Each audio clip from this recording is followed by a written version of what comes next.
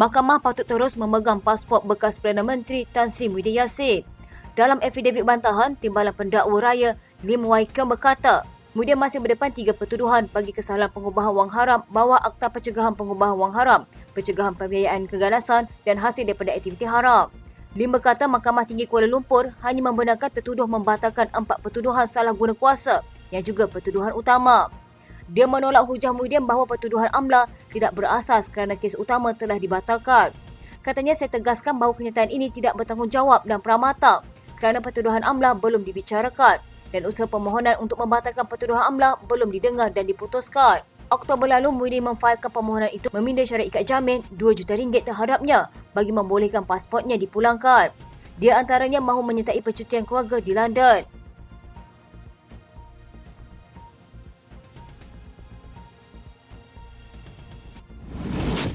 Menteri Besar Pelia Mohd Shukri Ramli menafikan dia tidak berbincang dengan pucuk pimpinan Bersatu sebelum melantik Esko Kerajaan Negeri yang mewakili parti itu.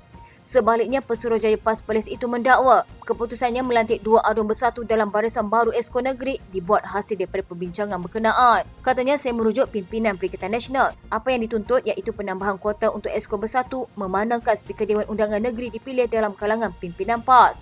Oleh itu, saya menamakan Adun Tambun Tulang Wan Zikri Aftar Ishak berdasarkan keupayaan beliau menjalankan tugas. Pemimpin nombor 1 Bersatu Perlis secara terbuka mengecam Mohd Shukri ekoran namanya sekali lagi tercicir daripada pelantikan sebagai Esko. Malah Abu Bakar Hamzah juga menganggap Mohd Shukri tidak menghormati pemimpin sendiri kerana tidak mengendahkan surat sokongan diberi pengurusi PN Muhyiddin Yassin. Abu Bakar berkata selain diketepikan oleh Mohd Shukri, dia berpendapat ada pemimpin tertentu dalam Bersatu di Perlis mengkhianatinya. Katanya, saya cukup kesal kerana Menteri Besar membelakangkan keputusan Presiden Parti yang juga pengurusi PN Muhyiddin yang sudah memberi sokongan saya sebagai Esko. Mengulas lanjut, Mohd Shukri berkata, hubungan parti komponen dalam PN di Perlis sehingga kini berjalan lancar. Katanya dia akan bertemu dengan Presiden Bersatu bagi membincangkan lanjut mengenai perkara tersebut. Untuk rekod, 3 AUDN Bersatu Perlis dilantik sebagai Esko Kerajaan Negeri berbanding 2 sebelum ini. 3 Esko Bersatu itu ialah Adun Titi Tinggi, Izzizam Ibrahim, Adun Pau, Megat Hasirat Hassan dan Adun Tambun Tulang Wan Zikri Aftar Ishak.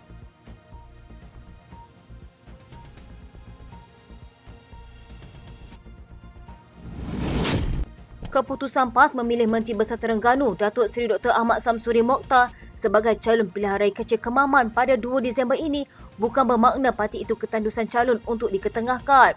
Sebaliknya, Timbalan Presiden PAS Datuk Seri Tuan Ibrahim Tuan Man berkata, pemilihan itu dibuat berdasarkan kriteria-kriteria ditetapkan selain mengambil kira kedudukan Ahmad Samsuri yang menjadi pilihan pertama pengundi di Parlimen Kemaman berdasarkan kajian yang dilakukan.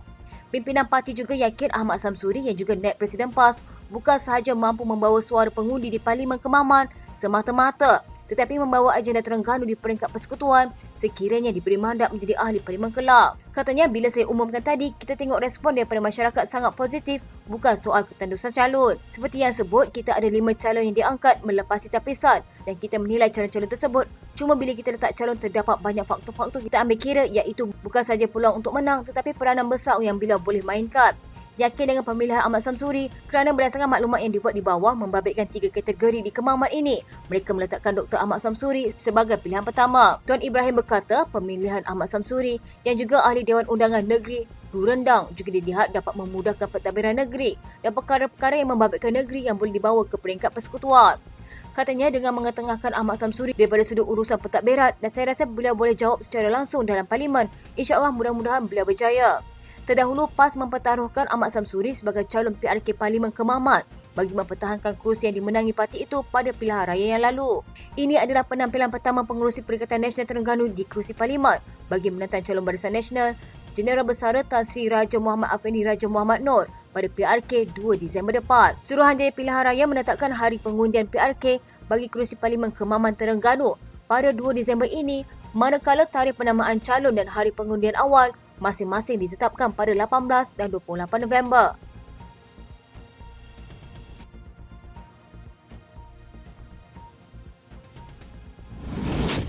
Unit Siasatan Jenayah Terkelas, Jabatan Siasatan Jenayah Bukit Aman akan menjalankan siasatan terhadap Ketua Badan Pimpinan Parti Pribumi Bersatu Malaysia Terengganu, Datuk Razali Idris, berhubung dakwaan mengeluarkan kenyataan palsu terhadap Suruhanjaya Pencegahan Rasuah Malaysia. Ketua Polis Terengganu, Datuk Mazli Mazlan berkata, Setakat ini, Ahli Dewan Undangan Negeri Kijan itu belum dipanggil untuk memberi keterangan. Beliau berkata pegawai dari Bukit Aman akan hadir ke Terengganu dalam masa terdekat bagi merakam percakapan ahli politik berkenaan.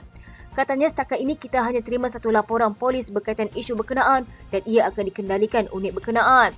Kita minta kepada semua penyokong parti atau calon supaya mematuhi segala peraturan-peraturan yang ditetapkan supaya proses PRK ini berjalan dengan lancar.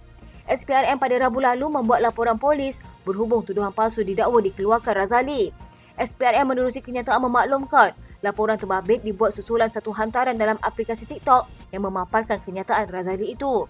Dalam hantaran berkenaan, Razali didakwa mengeluarkan beberapa tuduhan palsu dalam ceramah beliau sewaktu Majlis Pelancaran Jentera Pilihan Raya Kecil Parlimen Kemaman pada 10 November 2023.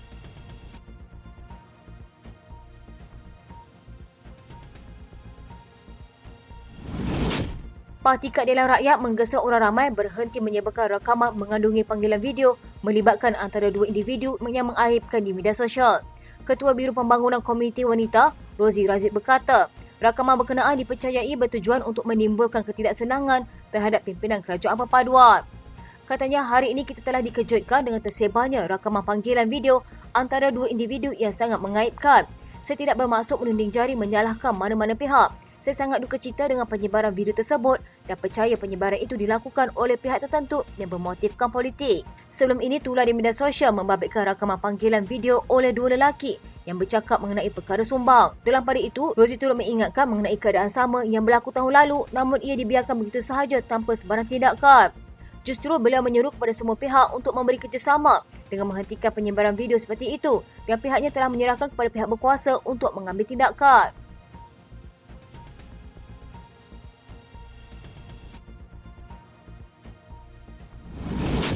Pengarah Komunikasi Amanah, Khalid Abdul Samad menyerahkan sepenuhnya kepada ahli parti itu yang dipilih dalam senarai 30 nama untuk menentukan jawatan mereka menerusi konsep perundingan bersama. Ini kerana katanya berdasarkan sistem yang diamalkan oleh Amanah, tiada pertandingan satu lawan satu untuk jawatan presiden, timbalan presiden atau naib presiden seperti yang berlaku dalam PAS.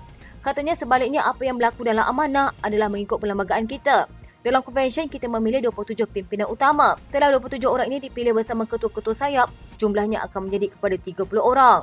Seterusnya, 30 orang ini akan duduk bersama untuk berbincang tentang siapa yang sepatutnya dilantik menjadi presiden, naib presiden dan sebagainya. Kaedah ini berdasarkan prinsip syura, rundingan bersama, ukhuwah dan perpaduan.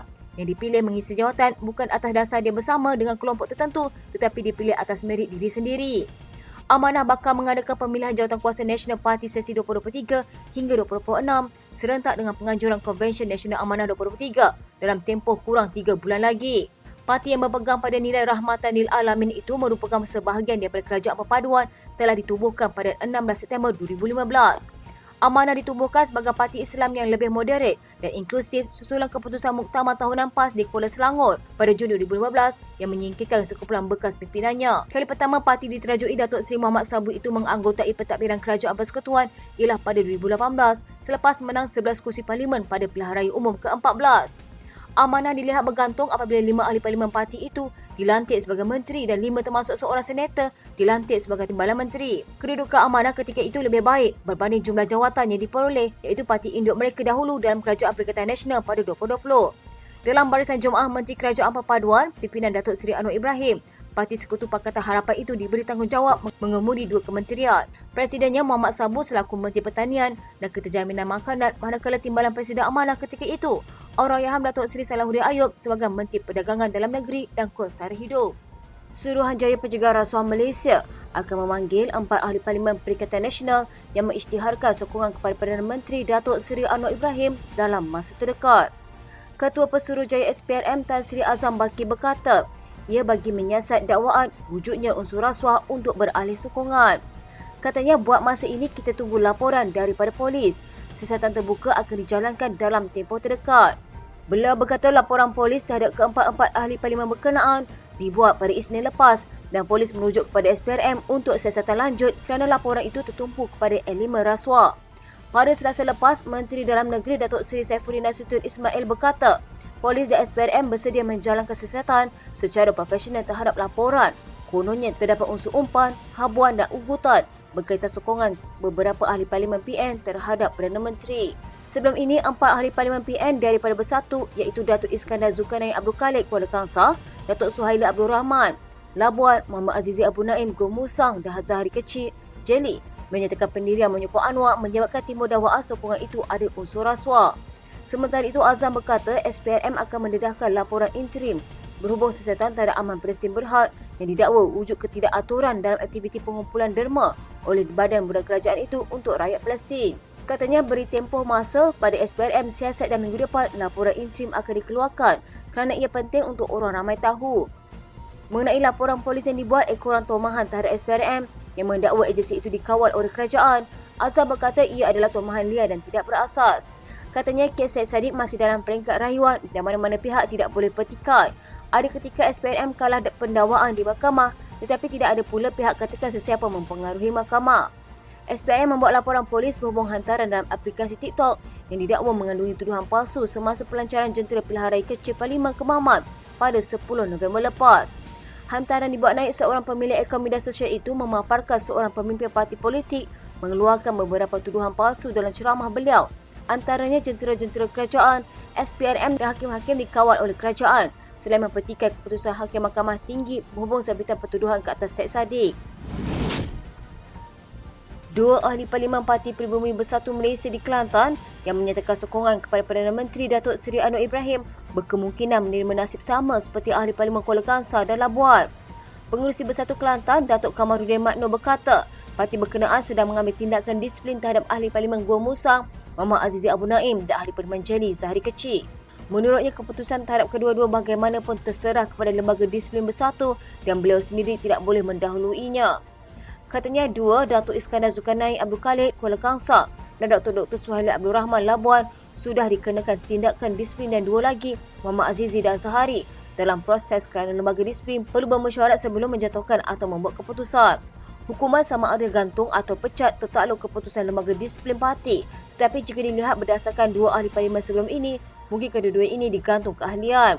Esko Pelancongan Kebudayaan, Kesenian dan Warisan Negeri itu berkata, setakat ini beliau belum dapat menghubungi atau berjumpa dengan Muhammad Azizi serta Zahari untuk mendapatkan penjelasan lanjut berkaitan keputusan sokongan yang bercanggah dengan pendirian parti itu. Katanya ketika ini mereka ada di Kuala Lumpur kerana parlimen masih bersidang manakala saya di Kelantan. Kali terakhir berjumpa dengan Muhammad Azizi ialah sebelum kenyataan yang saya keluarkan baru-baru ini. Dalam pada itu beliau mengesahkan ahli parlimen Ketere, Major Jeneral Bersara K. Muhammad Noor menghubunginya dan menyatakan pendirian untuk tetap bersama parti. Katanya maknanya beliau tidak akan berganjat daripada sokongan dan tiada sebab untuk saya meragui kesetiaannya kepada parti. Berkaitan dengan Muhammad Azizi tidak ada broker politik, itu kata dia dan seperti yang saya umumkan, ada orang jumpa beliau dengan pelbagai tawaran, itu pun daripada dia juga. Saya sendiri tidak akan tahu kalau dia tidak cerita tentang pulang kepada rakyat untuk percaya yang mana-mana. Menteri Pelancongan Seni dan Budaya Cheong Kin Sing menyatakan rasa terkejutnya berkaitan komen Menteri Besar Kedah Muhammad Sanusi Makno berkaitan cara pemakaian seseorang. Tiong berkata demikian susulan kritikan Sanusi terhadap pemakaian yang semakin telanjang yang diumpamakan sebagai binatang. Katanya, saya cukup sedih siapa pakaian kurang sikit kamu kata serba macam binatang. Apa punya Menteri Besar? Menurut video di media sosialnya, Sanusi antara berkata kemajuan sebenar apabila orang lebih dekat dengan agama. Katanya semakin maju semakin telanjang, tak betul itu menjadi binatang. Binatang memang tak pakai baju, makin sikit baju, makin menjadi kebinatangan. Jadi sepatutnya makin maju manusia ini, makin menutuplah baru jadi mahal kan. Cheong justru berkata dia bingung dengan kenyataan Sanusi. Katanya jika semalam beliau kata tidak akan mengenakan sekatan terhadap cara berpakaian orang bukan Islam, hari ini pula mengatakan bahawa pakaian lebih sederhana mewakili kemajuan membuatkan saya bingung. Kenyataan beliau yang tidak konsisten ini amat memeningkat dan menyebabkan usaha mempromosi dan menyokong pelancongan di Langkawi menjadi semakin mencabar. Cheong juga berkata dia kini tidak berani menjalankan kempen untuk menggalakkan pelancong mengunjungi Langkawi. Kedua-dua pemimpin ini sebelum ini telah saling bertelagah dalam isu pemakaian pelancong dan dakwaan kemerosotan pelancong di Langkawi. Pengurusi DAP Lim Guang Eng digesa turut mengambil tindakan terhadap Barisan Nasional yang didakwa mengaitkan beberapa pemimpin parti itu dengan Ketua Parti Komunis Melayu Chin Peng. Ahli Majlis Pimpinan Tertinggi Parti Pribumi Bersatu Malaysia, Datuk Wan Saiful Wan Jam mendakwa ia kerana isu pertalian antara pemimpin DAP dengan Chin Peng itu timbul dalam satu dokumen yang menjadi bahan kempen BN dalam pilihan raya umum ke-15 lalu. Katanya ini bukan isu yang ditimbulkan Perikatan Nasional, asal usulnya dari bahan kempen BN. Jadi sekiranya ada apa-apa tindakan yang mahu diambil, saya rasa DAP berlaku adil dan pastikan ambil tindakan kepada mereka yang mencetak serta mengedarkan buku ini. Sebelum ini, Guak Eng dilaporkan menyamar ahli parlimen kepala batas daripada PAS, Siti Mastura Mohamad kerana mengaitkan keluarganya dengan Chimpeng dan bekas Perdana Menteri Singapura Lee Kuan Yew.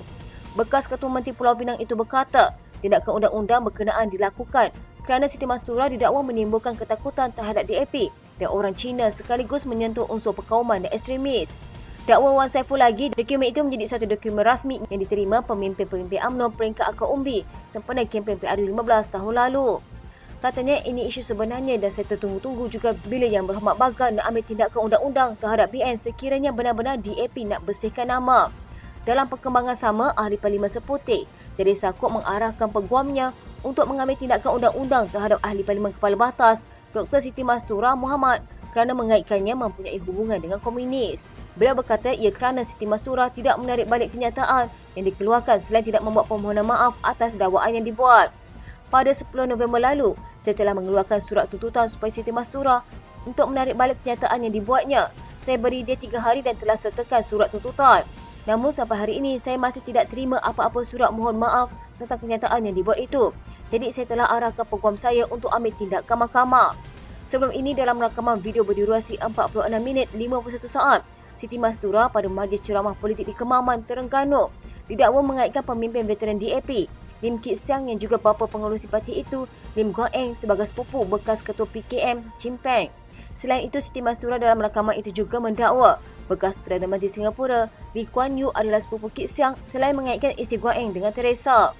Siti Mastura turut mendakwa beberapa lagi pemimpin DAP termasuk Setiausaha Agung DAP dan Menteri Pengangkutan Anthony Loke, Naib Pengerusi Kebangsaan DAP dan Menteri Pembangunan Kerajaan Tempatan Ngah Komeng, Ahli Parlimen Meruas Datuk Ngeh Koham dan Teresa mempunyai hubungan kekeluargaan. Ekoran itu, Guak Eng dilaporkan telah memulakan tindakan undang-undang terhadap Siti Mastura. Dalam pada itu, Teresa juga berasa pelik dengan tuduhan yang dibuat oleh Ahli Parlimen Kepala Batas itu kerana ia tidak disertakan dengan sebarang bukti. Katanya, saya agak hairan, biasanya kita nak lemparkan tuduhan kepada sesiapa, kita perlu tunjukkan bukti. Kena tunjukkan bukti ujian DNA saya dan juga isteri Lim Guak Eng, Chimpeng atau sesiapa mempunyai kaitan kekeluargaan. Tapi dia kata semasa sidang media dipanggil polis, beri bahan rujukan kepada polis. Menteri Besar Terengganu Ahmad Samsuri Mokhtar dipilih sebagai calon PAS Perikatan Nasional untuk pilihan raya kecil Kemaman. Pengumuman nama Ahmad Samsuri dibuat Timbalan Presiden PAS Tuan Ibrahim Tuan Man di Kemaman. Kata Tuan Ibrahim, pada peringkat awal ada 5 nama dikemukakan untuk dinilai. Katanya, dengan ini saya mewakili Tuan Guru Presiden mengumumkan calon PAS mewakili PN dalam PRK Kemaman ialah Yang Amat Berhormat Dr. Ahmad Samsuri Mokhtar. Menurut Tuan Ibrahim, Ahmad Samsuri juga merupakan seorang daripada 3 naib Presiden PAS selain Timbalan Pesuruhjaya Parti itu di Terengganu. Dia memiliki ijazah Doktor Falsafah dalam bidang kejuruteraan mekanika berkaitan penerbangan dari University of Leeds, United Kingdom. Dengan pemilihan itu, Ahmad Samsuri bakal berdepan dengan bekas Panglima Angkatan Tentera Malaysia Jendera Besar Raja Muhammad Effendi Raja Muhammad Noor yang diumum menjadi pertaruhan BN. Suruhanjaya Pilihan Raya menetapkan 18 November ini sebagai hari penamaan calon, manakala hari mengundi dijadualkan berlangsung pada 2 Disember. Dalam PRU ke-14 pada 2018, kerusi Kemaman dimenangi yang Dipertua PAS Kawasan Terbabit, Cik Alias Hamid dengan majoriti 2,163 undi dan mengatasi 4 calon lain. Dia sekali lagi mempertahankan kerusi tersebut pada PRU ke-15 dengan majoriti lebih besar iaitu 27,179 undi mengatasi 3 pencabar termasuk bekas Menteri Besar Ahmad Said. Cik Alias memperoleh 65,714 undi berbanding 38,535 undi pada Ahmad selaku pencabar terdekat. Pemimpin nombor 1 Bersatu Perlis secara terbuka mengecam Menteri Besar Ekoran namanya sekali lagi terceceh daripada pelantikan sebagai Exco. Malah Abu Bakar Hamzah juga menganggap Menteri Besar Muhammad Syukri Ramli tidak menghormati pemimpin sendiri kerana tidak mengendahkan surat sokongan diberi pengerusi PN Muhyiddin Yassin. Abu Bakar berkata selain diketepikan oleh Muhammad Syukri, dia berpendapat ada pemimpin tertentu dalam Bersatu di Perlis mengkhianatinya. Katanya, saya cukup kesal kerana Menteri Besar membelakangkan keputusan Presiden Parti yang juga pengerusi PN Muhyiddin yang sudah memberi sokongan saya sebagai Exco. Malah saya juga kesal dengan segelintir pemimpin Bersatu sendiri yang menikam saya daripada belakang dalam soal pelantikan Exco. Untuk rekod, PAS dan Bersatu merupakan antara parti komponen yang membentuk PN. Selain kemudian, Presiden PAS Abdul Hadi Awang pula dilantik sebagai timbalan pengerusi. Dua aduan baru dilantik menganggotai kerajaan negeri yang dipimpin Muhammad Syukri, manakala seorang penyandang digugurkan. Asrul Emran Abdul Jalil yang juga aduan kanyang dilantik mengetuai portfolio perumahan, kerajaan tempatan, pembangunan sumber manusia dan pembasmian kemiskinan.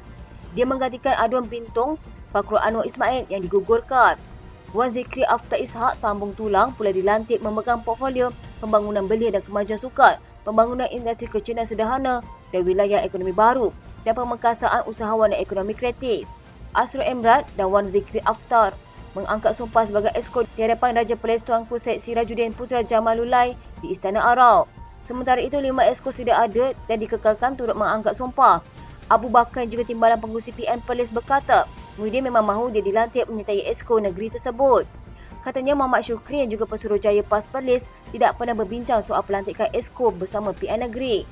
Katanya, saya rasa ini tidak harus berlaku kerana melanggar arahan Presiden Bersatu Muhyiddin supaya perkara ini pelantikan Exco dapat dibincangkan.